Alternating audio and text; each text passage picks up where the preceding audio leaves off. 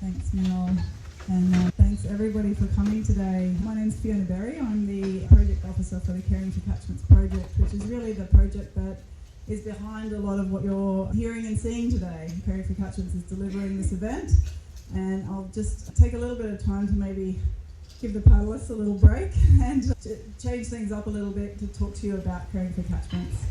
So I'd also like to, on behalf of North Coast Landcare and Bridget and the team here, thank Richmond Riverkeeper, who have put on this amazing Riverfest. This event is part of Riverfest, which has multiple events that have been running all month that finishes up this weekend.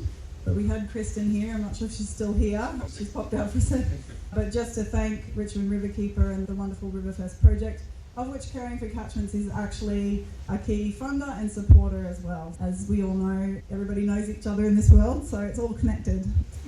So a little bit about Caring for Catchments. Here's a little map. Essentially, as Bridget had said during the opening, Caring for Catchments is a large-scale, multi-year nature-based solutions project which aims to improve catchment health, build flood resilience, and enhance biodiversity through riparian revegetation and reforestation. Similarly to Lou's project, our project is a demonstration project and a pilot for what is possible with nature-based solutions across the Northern Rivers. Our project spans across 4 catchments, as you can see here, the Clarence, the Richmond, the Tweed and the Brunswick catchments. And we have 35 projects in total that were awarded funding through the Caring for Catchments process, which was an expression of interest process that happened last year, and that's how we onboarded our projects with an expert panel to determine a level of capability and experience to deliver these projects. As you can see from the pins here, we have 28 on-ground projects, 5 education projects, and a couple that are a combination of on-ground and education. And yeah, just emphasising that, and as I can tell with the panel discussion, emphasising that this is a pilot. It really is the first project of its kind.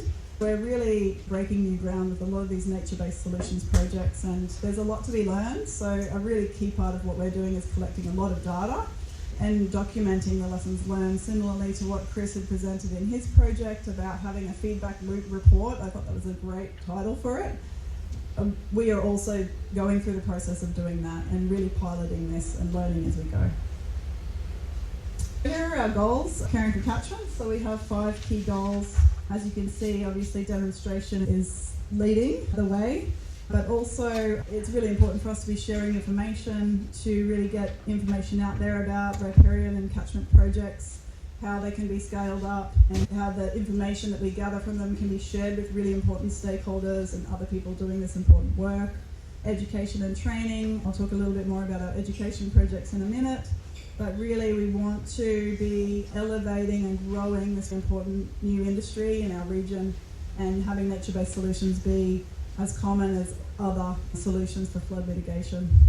Our other goal, number 4, is on cultural change and social cohesion. What we're focusing on is bringing a sense of optimism, understanding that resilience is really about bringing people together and about making that shift towards understanding the importance of nature-based solutions and why it's important to restore our streams and our rivers and our catchments.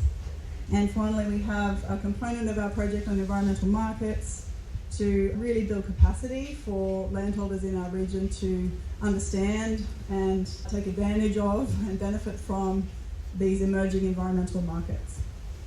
We hope today that this panel event has really hit on some of these goals in terms of bringing you all together and sharing the knowledge that you've been learning, educating those who may not know. I hope everybody's learned something today. So please take this message out to your networks and share it far and wide. We're lucky enough to have Dana here documenting it for us, so we'll be sharing this graphic at the end. You can also share it with your networks. So our on-ground projects, 28 on-ground projects. We have a number of grantees here in the room. I'm really excited to see familiar faces. Here from Malone Institute, she's working with one of our grantees on Janelle on a project out the back of Nimbin. I see Jessie here from Big Scrub Region, who's working on several of our Caring for Catchments projects. I see Tweed Council here, I see Blaze there, who's working on a fantastic project up in the Tweed. And Diana's here as well, so we've got Our Caring for Catchments grantees are in the room, Valley as well. So please mingle, feel free to ask more questions about what I'm talking about because they're on the ground actually doing the work. So our nature-based solutions on-ground projects are a combination of planting of native trees and shrubs, fencing of streams and rivers, so we're fencing off the streams from paddle and installing on-stream watering points, restoration of wetlands. Katrina's working with our grantee Emma and the Upper Richmond catchment on several wetland sites, restoring agricultural land to native forests, so working with agricultural landholders to understand the importance of having forests and vegetation on their property. Water retention and landscape rehydration are key parts of Katrina's project and Emma's project, as well as several others. And of course the big one, which is weed management and eradication. Absolutely huge task of these grantees to be managing very invasive and very fast growing weeds with continual challenges along the way.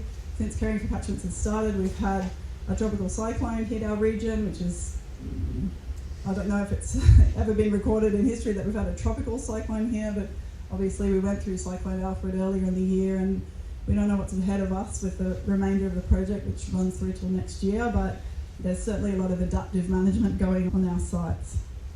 You'll also see over lunchtime we've got a slideshow of a lot of pictures of our site, so pop in and have a look. There's some really great on-ground work happening.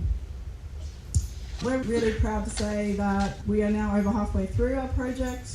We've had tremendous projects, over the 35 projects and sites, over 22 kilometres of riverbanks been restored, 57 hectares revegetated, over 71,000 trees and sedges, small plants planted along our riverbanks, over 2,000 people educated, trained and informed, and 46 events completed, and Riverfest is part of that. So yeah, we're really just so humbled by the amazing progress of our grantees. So part of what we do with our on-ground projects is to physically verify and confirm data and observations on the ground. So we've been doing our ground truthing visits to each of our sites. Chris is at the back, so as you can see, he's our poster child for ground truthing visits, but we've been out there busy collecting data and really documenting as much evidence as we can around how these projects are progressing. But really I think Chris will probably agree, one of the really amazing benefits is just building relationships with our grantees, getting to know them, understanding the context of each of their sites. Best practice is very contextual. We want to define best practice, and we've found it's extremely place-based. Every site has a different story, a different history, a different ownership model, a different soil type, different stream order of creek or river. Yeah, just understanding the context of each site has been really important, and that comes through those conversations, not just with our grantees, but also with their partners, bush regeneration contractors, local councils, community members, Indigenous organisations, traditional owners. So yeah, the ground truthing has been a really amazing process, and we'll be continuing to do that next year. We have an incredible small group of education projects. 8 projects within Caring for Catchments are really focused on education, on building awareness, sharing knowledge, creating connections in communities. On the top left there is our first education projects workshop, so we get our grantees together every 6 months to really talk through and share knowledge amongst themselves, peer-to-peer learning. We've had a series of amazing Caring for Catchments events, this being one of them. We've had some field days. This is the field day with Malone Institute on the bottom left. This is the field day we held at Yelgan Valley with one of our landholders who's actually forming a landcare group in Yelgan, and we did an amazing tour of a previous planting that he'd done a few years back, and then our Caring for Catchments planting. We had ecologists and the bush regeneration contractor there to share knowledge and really explain the process of how you implement riparian restoration and the nuances of that.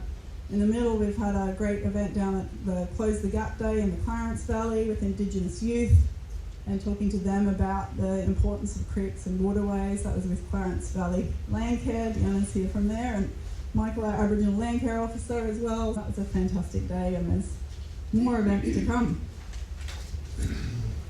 As I mentioned, our education projects, just a few pictures here. We've got Hetty in the room from Richmond Landcare. Deanna's also doing a fantastic project down in the Clarence Valley. Obviously, Kristen with the Riverfest, and I've got a little picture here of the amazing podcast that Mel's mentioned that's been delivered through Caring for Catchments funding. So we are the River Keepers. I highly recommend you check it out, and Mel's work is just fantastic. We're so glad you could come and be here at this event as well. What else have we got?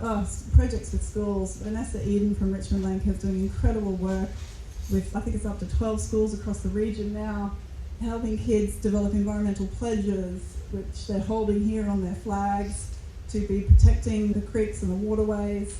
We've got Ren McLean here, who's an ecologist who came and talked to the kids with Valley out in the Wilson's Creek about seeds and the cassowaries bringing seeds and how they travel and plants are grown along the rivers, and it was a fantastic day. We've also been at the National Landcare Conference. Bridget and I, a few weeks back, presented the project at the conference so we could get it out to a wider audience, to landcare groups locally, regionally, statewide, and then nationally as well, which was just a real privilege to be able to present that to the landcare world. So that's about it from me. I think I'll hand back to the panel now, but thanks again everyone for coming. If you have any questions about Caring for Catchments, come and grab me or Chris or Kate or Bridget, and back over to the panel.